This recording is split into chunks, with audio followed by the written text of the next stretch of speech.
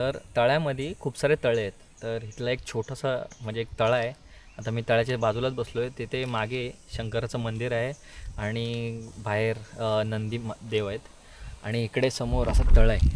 हे असं तळं आहे. तर ह्या मंदिराच्या मागे ही अशी फळं आहेत. तर ही तुम्हाला फळं माहिती आहेत का?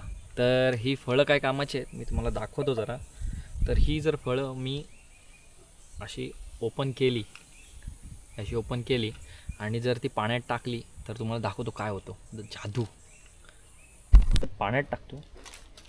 आता हात थोडंसं पाण्यावरती घेतले आणि फक्त रफ केले तर आपल्या हातामध्ये फेस तयार झालं. तर हे आता इकडची सगळी लोक म्हणजे बऱ्यापैकी जे तळ्याजवळ राहतात इथल्या, तर ते काय करतात की केस धुवायला असो या आंघोळीला असो या कपडे धुवायला असो ह्या अशा साबणाचा वापर करतात.